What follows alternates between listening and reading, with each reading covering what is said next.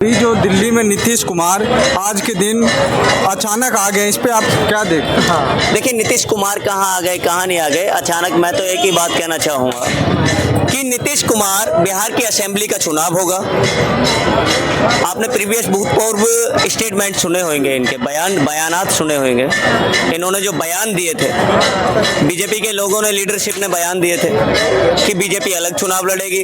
उसी की अपोजिट में है, जबकि इनकी गठबंधन की सरकार है, सेंटर में रूल कर रही है, सत्ता कर रही है। तो नीतीश कुमार की लीडरशिप के क्या स्टेटमेंट आते हैं, हम अलग चुनाव लड़ेंगे। जब ये अलग अलग लड़ेंगे तो इनकी सरकार कहां से चलेगी?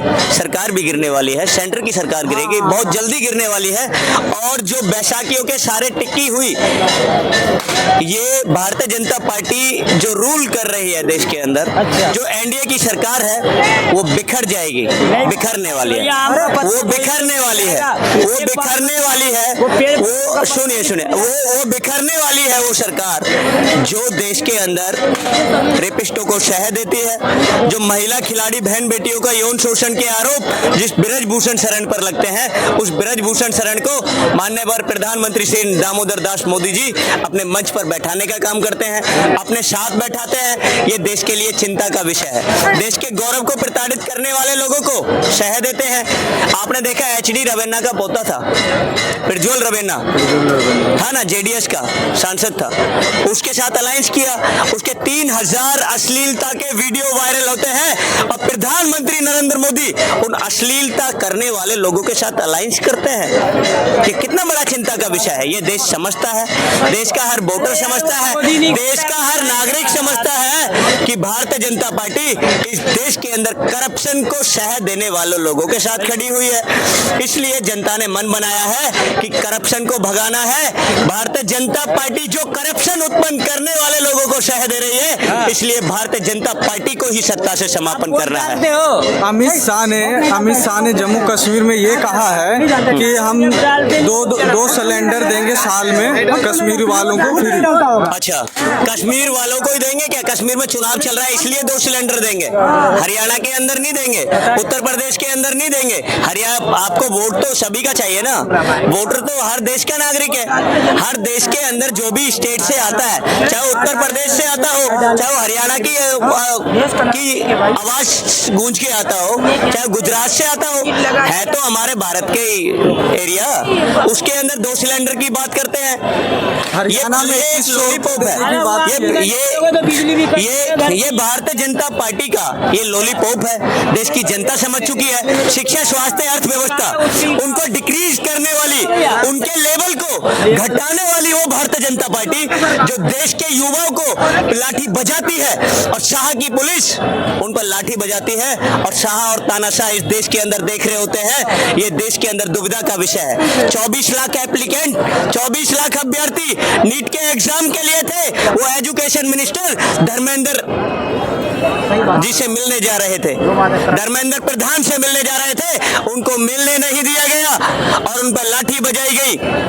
वो इसलिए मिलने जा रहे थे, हमारा अधिकार का हनन क्यों किया जा रहा है, हमारे पेपर लीक्स क्यों हो रहे हैं। 7 साल के अंदर कंटिन्यू 70 पेपर लीक हुए भारतीय जनता पार्टी की ऑब्जर्वेशन में। मैनेजमेंट किसके अंडर काम कर रहा है? सेंट्रल गवर्नमेंट के अंडर काम कर रहा है। जितनी भी एसएससी एक सेंटर की एजेंसी है, स्टाफ सिलेक्शन कमीशन वो सेंटर की एजेंसी है। वो तरह तरह के पेपर कंडक्ट कराती है वो एजेंसी। आज उस एजेंसी का, आज तक हमने प्रीवियस गवर्नमेंट में, आज तक हमने प्रीवियस गवर्नमेंट में ये नहीं सुना कि एसएससी का पेपर लीक हो गया। ये भारतीय जनता पार्टी की सरकार में एसएससी का पेपर लीक हुआ, जगह जगह पेपर लीक हुए, जगह जगह पेपर लीक हुए तो युवाओं ने अपनी आवाज उठाई कि हमारा पेपर क्यों लीक हो गया। हमने जो प्रिपरेशन में जितना इन्वेस्टमेंट किया था, जितने पैसे खर्च किए थे, हमारे माँ बापों ने हमें गरीबी से सींचा, मेहनत करके पैसा लाए और हमें पढ़ाया लिखाया, किसी इंस्टीट्यूट की फीस दी, मजदूरी करके, और उसका सिला ये दिया, पेपर लीक हो गया। क्या मैनेजमेंट इतना गिर गया? किसी सरकार में, पहले किसी सरकार में इतने पेपर लीक नहीं हुए जितने भारतीय जनता पार्टी की 10 साल में गवर्नमेंट में पेपर लीक हुए। पहले बुकलेट पे एग्जाम होता था, ओएमआर शीट पर। आज उस ओएमआर को खत्म करके ऑनलाइन सिस्टम लाने का काम भारतीय जनता पार्टी ने किया। ऑनलाइन में तो सेपरेट होता है ना, सिक्योर होता है, बिल्कुल सेफली होता है। डाटा कैसे लीक हो गया? जब ऑनलाइन था सिस्टम तो पेपर लीक कैसे हो गया? ऑफलाइन में तो चलो मान सकते हैं, लेकिन ऑनलाइन का सिस्टम कैसे लीक हो गया तुमसे? इसका मतलब तुम्हारा गड़बड़ झाला है। देश के अंदर आप गड़बड़ झाला करते हो, देश के युवाओं पर लाठी बजाते हो, देश की महिला बहन बेटी खिलाड़ियों को पैरों तले कुचलते हो, जो देश के अंदर देश का गौरव बढ़ाती है, और विश्व चैंपियनशिप को शिकस्त देने का काम हमारे भारत की नारी करती है, वो विनेश फोगाट करती है। उसको जंतर मंतर पर रोना पड़ता है, उसको लाल किले पर रोना पड़ता है, जगह जगह उसको रोना पड़ता है। और उसको इसलिए रोना पड़ता है क्योंकि उसको राजनीति का शिकार किया जाता है। 2 दिन के अंदर उसका वेट नहीं बढ़ता। विनेश फोगाट का 2 दिन के अंदर वेट इंक्रीज नहीं होता। और वो सरकार बना और वो पहले लीड निकाल और वो वेट एकदम से अगले दिन डिक्रीज हो जाता है, प्लस हो जाता है, बढ़ गया घट गया। ये क्या?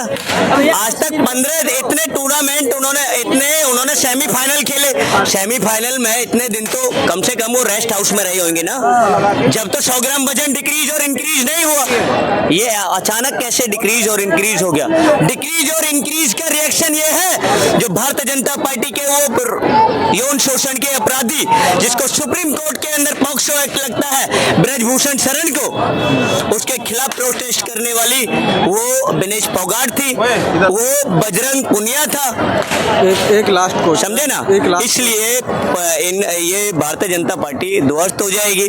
देश के अन्नदाता का अपमान करने वाली वो भारतीय जनता पार्टी, जो अन्नदाता देश के अंदर अन्न खोदता है, जमीन को उगाता है और अपने बच्चों को उस सींची हुई कमाई से पाल पोस कर सरहद पर कुर्बान करने के लिए भेजता है, भारतीय जनता पार्टी उस अन्नदाता को आतंकवादी बताती है।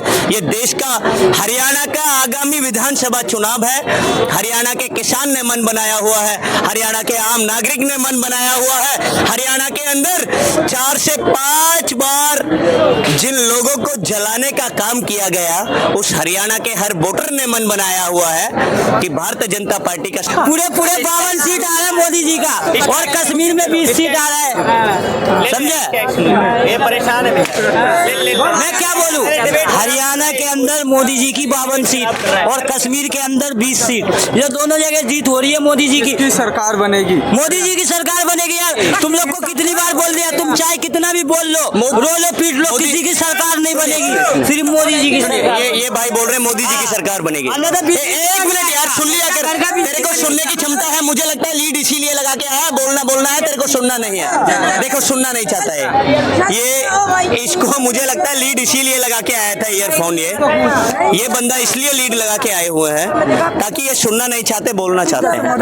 हम सुनना भी चाहते हैं और बोलना भी चाहते हैं, इसलिए हमने लीड नहीं लगाई हुई। एक लास्ट क्वेश्चन कि ये जो 2025 में चुनाव है दिल्ली में, ये दिल्ली की जनता किस तरफ जाएगी? देखिए, मैं तो एक ही बात कहना चाहता हूँ, हरियाणा के अंदर, दिल्ली की बात कर रहे हैं आप, दिल्ली के अंदर, दिल्ली देश का ताज है, हमारे भारत का ताज है, और ताज जिसके सिर पर सजेगा वो दिल्ली का राजा बनेगा।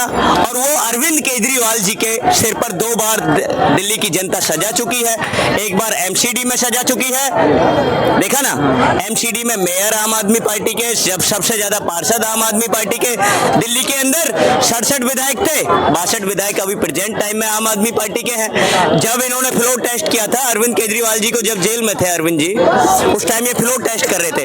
उस टाइम भी उस जनता की आवाज ने, वो जनता की आवाज होते हैं विधायक, उन विधायकों की बात कर रहा हूँ, वो विधायक भी आम आदमी पार्टी के अरविंद केजरीवाल जी के फ्लोर टेस्ट में अरविंद जी के पक्ष में वोट डालने का काम किया।